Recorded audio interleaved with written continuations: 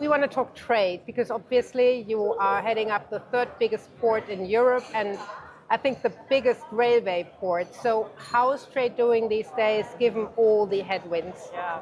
Actually, I'm heading up HHLA, which is a European network logistic group, and we are operating different harbors in Trieste, in Tallinn, as well in Hamburg. And right now, fortunately, the trade is stable. We don't see any big changes, and this is a factor of resilience, seeing what is going on around the world. And it's interesting, but do you already see that trade flows are changing, i.e. that more Chinese cargo is coming into Europe and less cargo goes into the US? Yeah, we actually see a slightly weakening of trade into the US, and we do see actually that the Asian trade is slightly picking up, but as well, for example, the trade out of India. One of the biggest threats currently seems that the Strait of Hormuz might actually close because of the geopolitical situation down in that area. How would that affect global trade? Yeah, well, 1/5 of the oil is running through this strait. So this is very important for Europe, it's important for Africa and South Asia.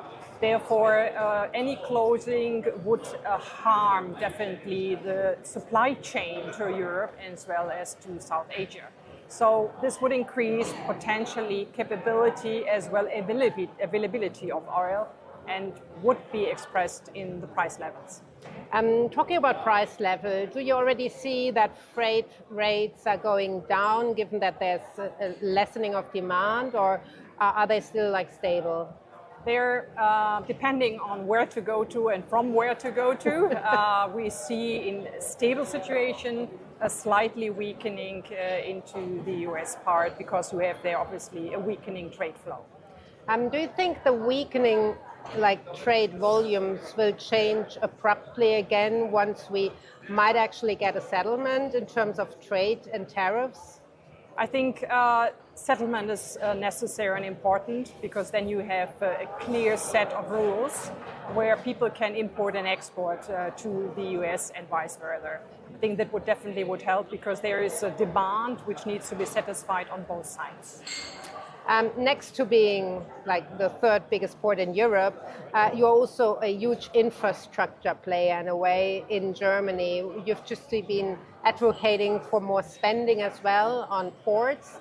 So how big is the need to actually to upgrade them? Yeah, if you see the German ports, they're contributing 75% of the value of the trades in Europe, which is a large number. That gives you an idea about how important the ports are.